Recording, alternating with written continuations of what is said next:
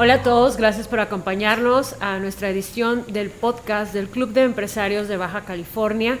En esta segunda edición tenemos un invitado súper especial, llegado a la ciudad de Tijuana de visita por una conferencia a los miembros de nuestro club, Mauricio Candiani.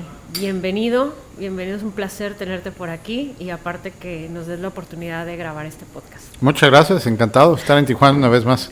Perfecto, pues sin más preámbulos, ¿quién es Mauricio Candiani? ¿A qué te dedicas? ¿Qué haces? Un empresario en el mundo de las conferencias y un conferencista de negocios de muchos años, un columnista del periódico El Financiero y un apasionado del análisis del entorno de lo que está pasando en México y de lo que pasa en todo el mundo.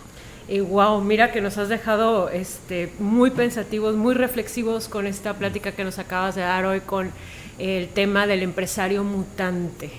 Platícanos un poquito, ¿a qué te refieres con el empresario mutante? El empresario tiene que estar haciendo dos cosas en paralelo todo el tiempo en su negocio. Es manteniéndolo competitivo en él o los mercados en los que compite. Y mantener un negocio competitivo implica todo el tiempo estar alineando decisiones, recursos, talentos, incluso procesos y formas de atender a un cliente específico para que no te compre una vez, sino te esté comprando pues el mayor tiempo que la vida de un ciclo de negocios lo permita. Pero al mismo tiempo tiene que estar en una cancha paralela pensando qué de su negocio debe literalmente determinar y destruir para darle oportunidad a otras nuevas formas en su negocio de hacer nuevas cosas o hacer lo que hace de nuevas maneras o atender nuevos mercados o dejar de estar en algunos mercados que ya no son rentables. Y eso es mucho más que un cambio simple del estado de las cosas. Implica dejar de hacer algo para hacer algo, dejar de ser quien eres para hacer otra cosa, implica una mutación completa de tu negocio. Entonces, en esa búsqueda de la competitividad perpetua, los empresarios vamos mutando en varias partes de nuestra forma de actuar organizacional y en varios momentos del tiempo. ¿Es mayor el reto para el empresario actual que el empresario de hace 10 años? No, pero la velocidad sí es distinta. O sea, todos los empresarios a lo largo de la era de la humanidad han tenido que ir mutando, pero el tiempo en el que lo venías haciendo es distinto porque competías con mercados diferentes. Y hoy, aunque seas un microempresario o un empresario pequeño o mediano en cualquier ubicación del territorio mexicano, no solo estás compitiendo contra la empresa que ves junto, sino estás compitiendo con cualquier empresa que pueda hacer igual o mejor lo que tú haces en cualquier lugar del mundo. Y la única barrera es si acaso el idioma, la accesibilidad a tu mercado y algunas cositas muy simples, pero en general estás compitiendo contra el mundo. Por eso la velocidad de transformación es mayor, la exigencia es mucho más continua y la velocidad incluso con la que un cliente puede cambiarte es mucho más acelerada. Aquí, ¿cómo reflexionarías para que este empresario que tiene ya muchos años, no sé, a lo mejor los últimos 30 años, estando a cargo de esta empresa, rompa con ciertos paradigmas para que su velocidad de pensamiento sea más rápida, más ágil y más asertiva? Yo digo, hay muchas maneras de responder eso, pero primero pongamos el tiempo. El mejor momento para cambiar o mutar tu organización no es hoy, era ayer. El segundo mejor momento es hoy y el último de los mejores momentos es mañana o pasado mañana. Si entendemos que esta mutación es perpetua, que es necesaria, que es continua y que es obligada, todo el tiempo estás pensando que debes de evolucionar de tu mercado. Entonces, a tu pregunta, lo primero que le diría al empresario es, empiézate a preocupar cuando te sientas demasiado confortable. Porque si te sientes demasiado confortable en lo que sea tu negocio, quiere decir que llegaste a un punto donde tu mente no está siendo retada, donde tus clientes no te están cuestionando por nuevas cosas y donde tu organización no está sintiendo la exigencia de los nuevos mercados. Y eso no quiere decir que no lo sienta tu empresa. A lo mejor esas preguntas y esas inquietudes están ocurriendo en tu competencia. Y esa competencia sí está reaccionando a la velocidad que sea adecuada en lo que sea que tú hagas. Entonces, primero, cuando sientes demasiado confortable, alerta.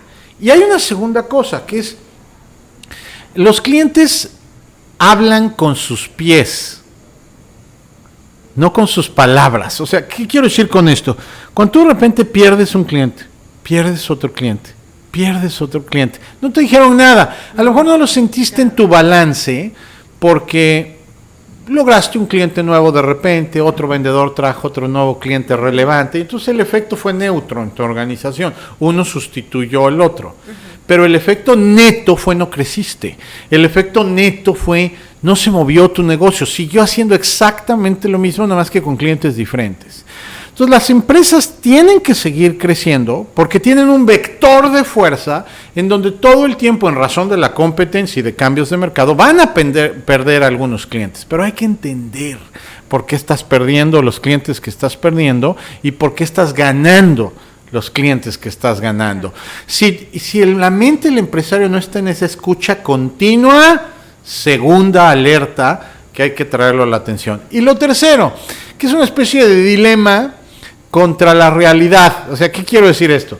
Lo que yo más escucho en el mundo de los empresarios en los que nos movemos ambos es, pues ahorita estoy muy bien, ¿para qué le muevo? Y no los culpo por pensar así, o sea, evolucionar un negocio o mutar un negocio implica destruir conscientemente una parte del negocio que funciona en mínimos o funciona de manera marginal, porque estás invirtiendo en otras cosas con la expectativa de que funcionen mejor o para más. Pero hay un proceso destructivo, constructivo, consciente. Y al empresario le encanta construir, pero le cuesta trabajo la desconstrucción de lo que ha hecho. Entonces, por eso es que muchos tienen limitaciones más mentales que prácticas, o van cargando costales que no necesariamente han sabido soltar.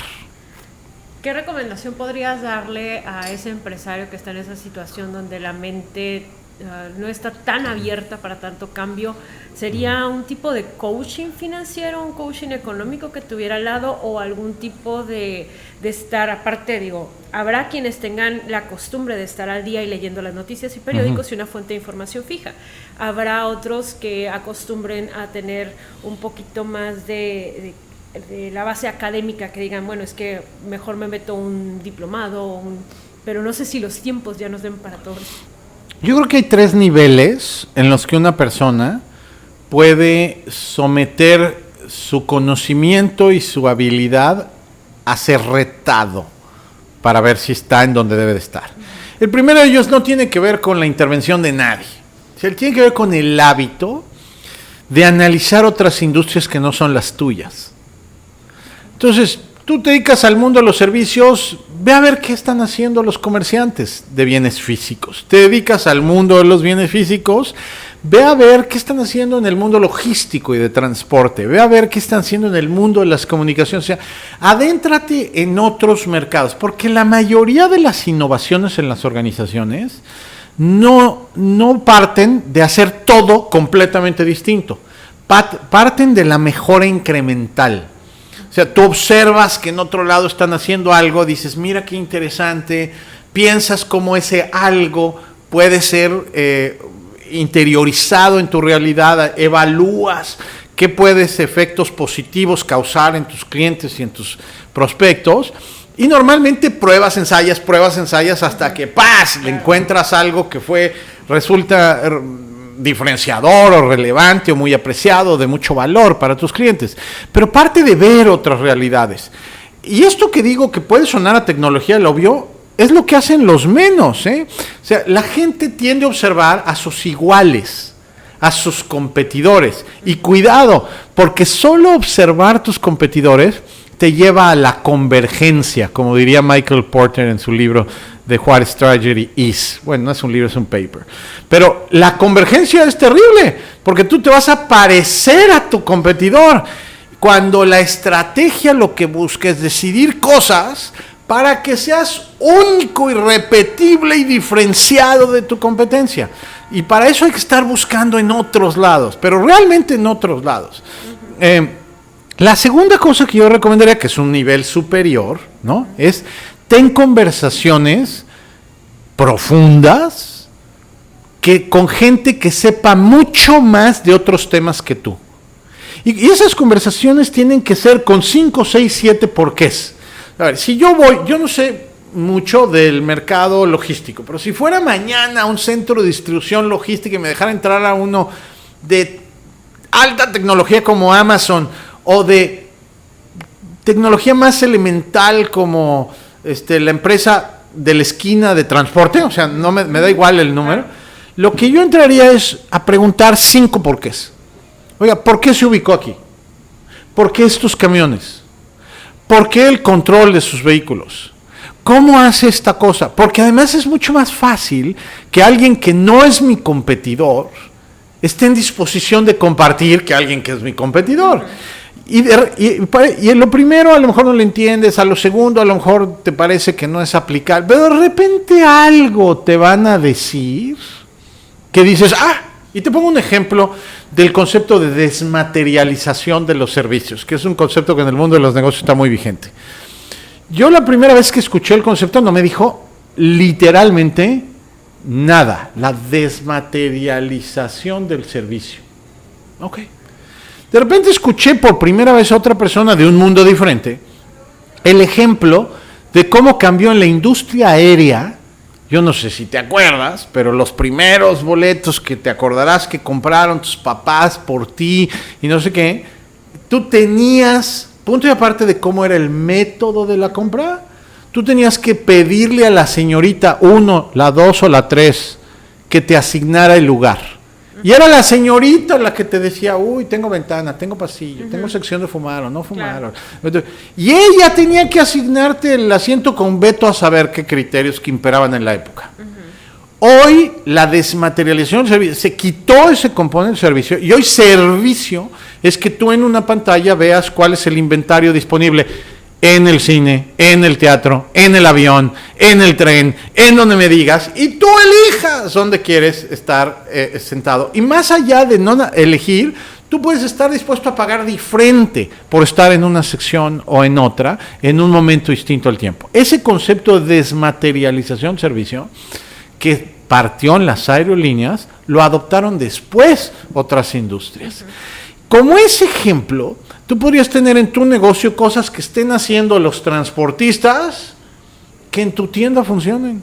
Podrías estar escuchando qué hacen los consultores globales que en tu tienda funcione. Podrías escuchar qué están haciendo los que administran un tren que en un club funcione. Porque hay cosas que de repente nuestra mente necesita escuchar en espacios distintos para que te hagan clic en tus espacios internos.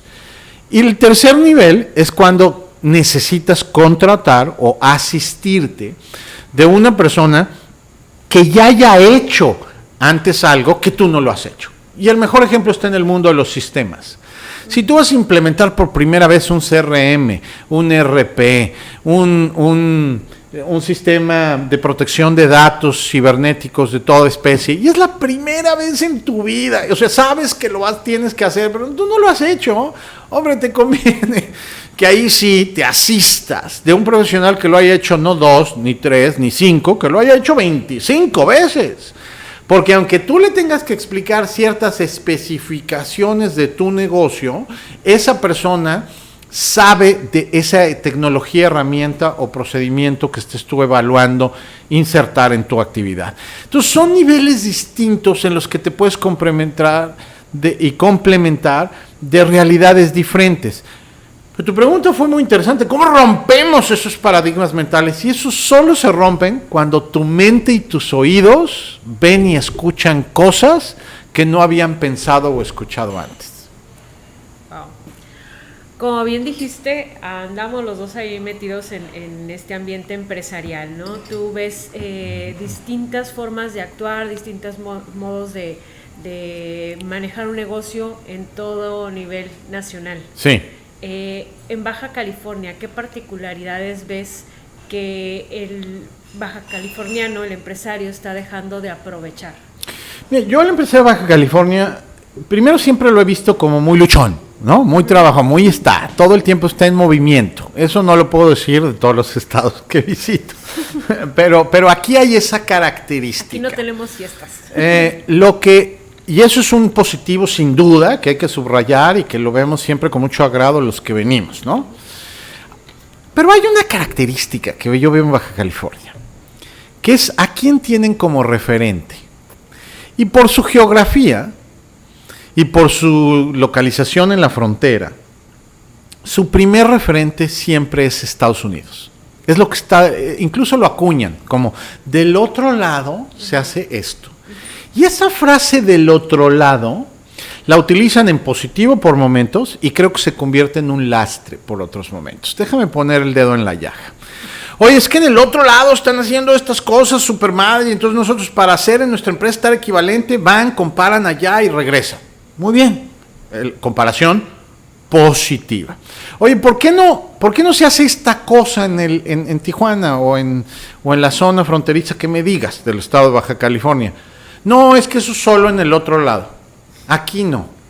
Ah, chico, y como, ¿por qué no? O sea, ¿no? Lo que más me causa de repente admiración es que el mismo que me dice de este lado no, lleva su capital, su talento, su tiempo y sus cosas al otro lado, y allá sí lo hace, y de este lado no. Es decir, esa concepción de este lado sí, del otro lado no, esa mentalidad de allá sí, acá no, los tiene, en mi opinión, muy preconfigurados a de repente solo pensar en términos de este lado de la frontera, aquel lado de la frontera. Y déjame lanzar aquí a tu audiencia algunas cosas. Por ejemplo, industria maquiladora. Yo no pensaría que la mejor comparación que pueden tener la van a encontrar jamás en los Estados Unidos. La mejor, hoy el cut of the edge, como dirían los americanos, de la industria manufacturera ligera, la encontrarías igual en un referente en Ciudad Juárez que en un referente en algún pueblo fronterizo o ciudad fronteriza de Tamaulipas, que en el Bajío mexicano o que en algún puerto relevante de alguno de los estados que tienen puerto en este país. Es decir, tendrías que voltear al sur o al este para tener referentes de clase mundial que estés buscando en una industria determinada, no necesariamente en el norte.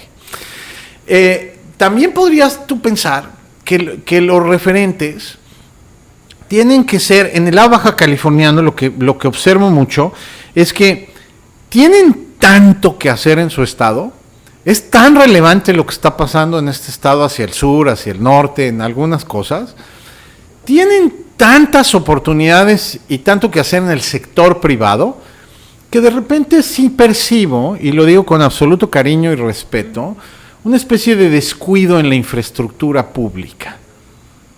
A ver, lo público ya no es nada más el Secut, lo público no es nada más la avenida Río, la zona Río, lo público, el cuidado de la cosa pública está en muchos otros lados, incluso de crecimiento irregular.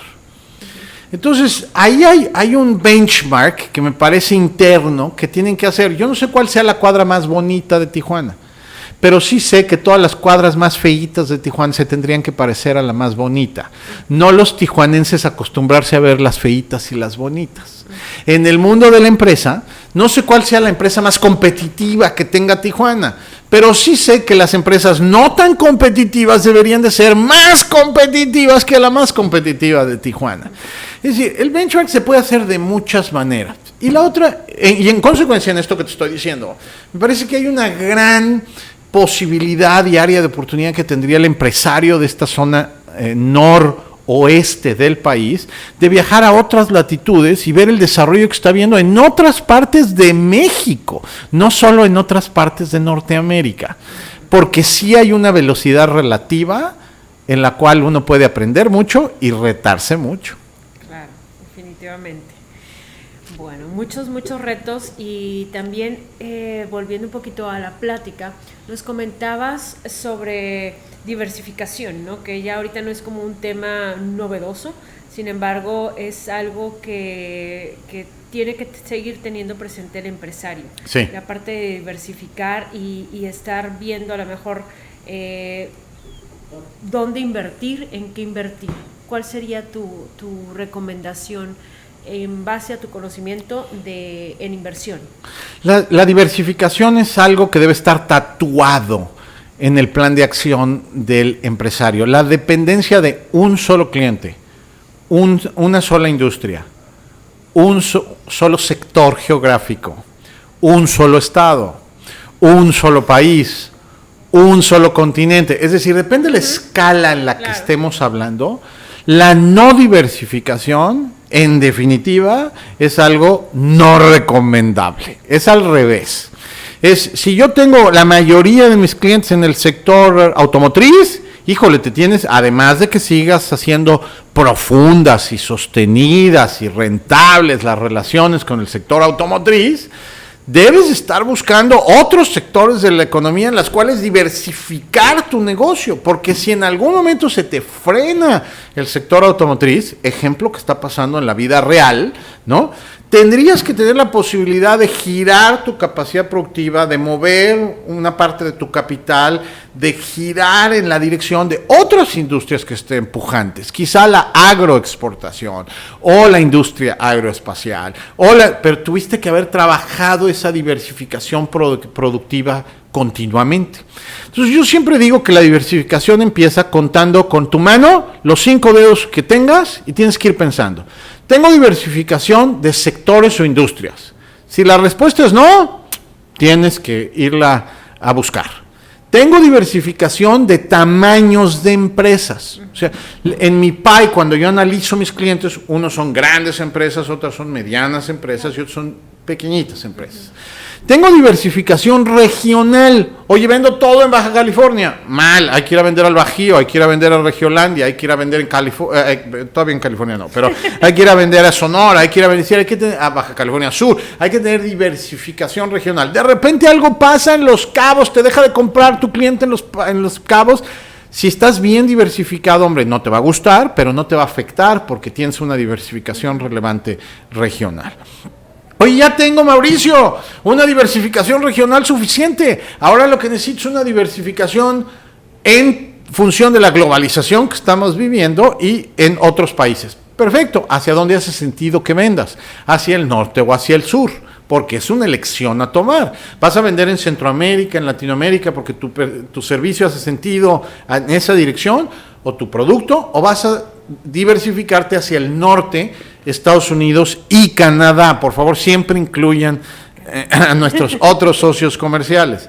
Y vas a ir buscando mercado en el mercado anglosajón, o te vas a diversificar hacia el este o el oeste. Es decir, tú vas a irte al mercado asiático, te vas a ir al mercado europeo, pero la tienes que ir buscando, porque a lo mejor abrir tu primer cliente en Oregon te va a tomar 1 año y medio. Y luego te va a tomar otro tiempo abrir, o a lo mejor no, a lo mejor te toma 5 minutos, tienes la suerte de ir a la primera feria en tu vida y te encontraste a la persona correcta en el momento correcto y ¡paz! Se te abrió la puerta y eso le da un giro estructural a tu negocio.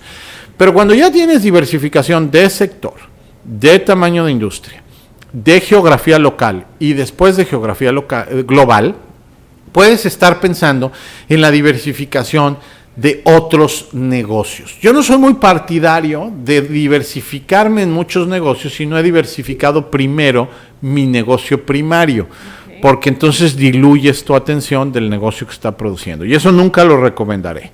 Pero la diversificación de otros negocios se puede hacer con la misma lógica que te acabo de dar en otras cosas. Si tú puedes tener tu negocio primario y diversificar tu estructura de inversiones patrimoniales en otros lugares, para que no tengas solo dependencia de un negocio. Pero eso lo debes de hacer cuando tus finanzas son robustas y lo pueden hacer. No confundir el negocio en crecimiento con el negocio que ya tiene un grado de madurez y puede darse el lujo de diversificar en otro tipo de negocios. Porque la dilución es un veneno. en los negocios pequeños y medianos. Cuando la atención directiva está tan dispersa que no hay profundidad de acción, ni en inversión, ni en consistencia de las decisiones que está tomando, se hace daño. Ahora, si ya eres un negocio grande y ya dices, oye, yo ya estoy Mauricio Candiani, por supuesto, yo ya estoy diversificado en latitudes, tipos de industrias, clientes, tamaños de negocios, portafolios de cobranza y otros estados, pues entonces te puedes dar el lujo de irte a diversificar en otros continentes o en otro tipo de portafolios de inversión que son para inversionistas sofisticados. Pero mientras no estés ahí, la primera regla de la diversificación es esta que ejemplifico con la mano: primero sectores, después tamaños, después zonas geográficas, después otros países y eventualmente pasarás a otros tipos de negocios. Bueno, ahora explícanos un poquito la parte de cómo jugar para ganar en la era de la discontinuidad recurrente, que fue el tema de la conferencia que nos diste el día de hoy. Cuando uno está metido en la olla, no se da necesariamente cuenta del cambio brusco de la temperatura que uno está viviendo. Se da el efecto de la rana en el agua hirviendo, ¿no? Y eso nos está pasando en mucha la dinámica de los negocios que está viendo en México. Estamos viendo un cambio global en todo lo que implica las cadenas de valor globalizadas, que es de una magnitud enorme, Lisette, enorme. O sea, no, así como en los 90s entrar al NAFTA fue un acontecimiento que unos lo vieron en el periódico y no les cambió la vida ni 2 segundos. Pero que hubo unas zonas del país y unas industrias y unos ciertos sectores que no se entienden lo que son hoy sin haber firmado el NAFTA en los 90s, ¿no? Que no se entiende el tamaño de nuestro comercio exterior si no fuera por los múltiples tratados comerciales que se firmaron, no nada más el NAFTA, sino con otras economías del globo terráqueo. De igual manera, y no creas que mucha proporción guardada en lo que te estoy diciendo, lo que quiero es darle el sentido de magnitud. Estamos en un fenómeno donde el mundo globalizado, como lo conocíamos, está mutando hacia zonas de producción regionalizadas. No es una desglobalización, es una modificación de la globalización como la conocíamos, donde el offshoring se sustituye por el nearshoring y donde el global sourcing se sustituye por el friendly sourcing. Esa matriz que cruza las cosas, aunado a fenómenos en el mundo de la energía y fenómenos en el mundo de los problemas bélicos, hace que México tenga una oportunidad renovada por estar frente a una de las economías más potentes del mundo. Y eso implica que las regiones y empresas y personas que estén preparadas para recibir, para asociarse, para suministrar, para proveer todo lo que va a ocurrir con nuevas inversiones ligadas a ese reacomodo de las cadenas productivas globales, les va a ir muy bien. Todo aquel que vea ese fenómeno, como algunos quizás nuestros papás y nuestros tíos vieron el NAFTA y hicieron nada, pues la van a ver pasar. Y no es que les va a ir mal, no quiero ser catastrofista, a lo mejor siguen muy bien vendiendo en la tiendita que seguían vendiendo, pero van a dejar pasar esa oportunidad de subirte un tren que tiene una locomotora encendida y que se va a mover con o sin ti. Entonces, a ese fenómeno le llamo... es un fenómeno de tal magnitud que le digo que todo el tiempo van a estar reacomodándose las cadenas de valor. Y por eso el título de la conferencia no es nada más el empresario mutante, sino es un empresario que tiene que mutar en un momento donde hay una oportunidad enorme que tomar en Norteamérica. Oye, Mauricio, pero hay problemas, sí. Oye, Mauricio, pero hay costos energéticos más altos, sí. Oye, Mauricio, pero hay retos de tecnología, sí. Oye, pero Mauricio, hay necesidades de factores humanos diferentes, también. Pero eso ya nos los dijeron y ya lo sabemos. Y ya lo estamos viviendo. La pregunta que nos tenemos que hacer como empresarios es, ¿cómo con los recursos casi siempre limitados que tenemos. ¿Cómo? Con un panorama casi siempre incierto frente a nosotros. ¿Cómo?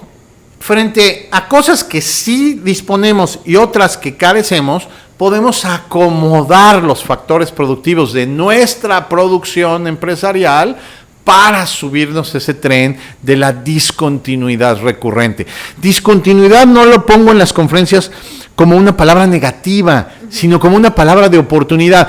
En las discontinuidades se abren oportunidades nuevas para unos y se cancelan oportunidades para otros.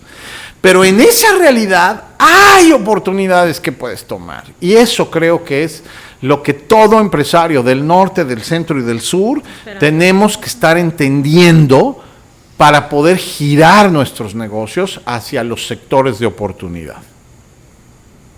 Súper claro. Súper claro. Manejaste muchos datos y sigues manejando siempre muchos datos que dan esta parte de la reflexión para poder evaluar y ver hacia dónde ir. No sé si quieras, sé que traemos tiempo corto, estás también por tomar tu vuelo a Ciudad de México, pero algo que quieras dar para cerrar el podcast, una recomendación que le quieras hacer a los empresarios. Digo, también nos están viendo empresarios grandes, emprendedores, también nos ven estudiantes, ¿no? En la realidad de corto y mediano plazo que vamos a vivir una palabra elegantísima que le vamos a oír a los economistas, que es una estanflación. O sea, vamos a crecer de manera agregada poquito, con una inflación persistente de niveles, déjame equivocarme un poco para arriba, pero niveles de 10, 11%.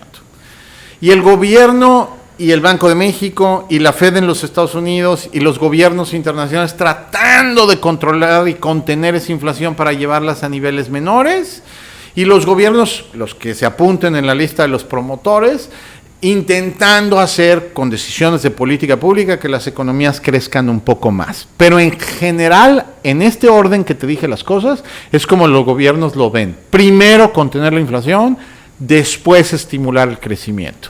Entonces no vamos a vivir 2-3 años de crecimiento boom agregado, pero sí vamos a crecer en ciertos sectores de una manera muy relevante.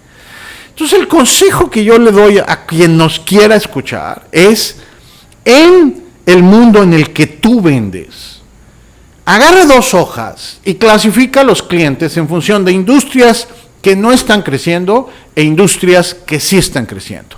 Y enfoca tus baterías en aquellas industrias, zonas o países que sí están creciendo de manera relevante. Y por favor, sé muy duro contigo mismo en tratar de reducir tu exposición en aquellos clientes, sectores o regiones que están decreciendo. Esa es una decisión consciente, proactiva, que el empresario puede, y en mi opinión, debe hacer. No hacerlo implica manejar tu negocio en piloto automático, en forma inercial. Ahí voy abriendo la cortina un día y vamos viendo cómo nos va. Y en esa canasta del cómo nos va a haber ganadores y perdedores. Y perdón, si tu negocio está colgado de un perdedor, ¿qué crees que va a pasar con tu negocio? Es lastre, vas para abajo, se frena, vas para allá. Pero en cambio, si tú logras conectar tu negocio con el proceso productivo de industrias, de empresas, de sectores y de regiones ganadoras, las probabilidades de que tu negocio esté vendiendo más y mejor van a ser más altas.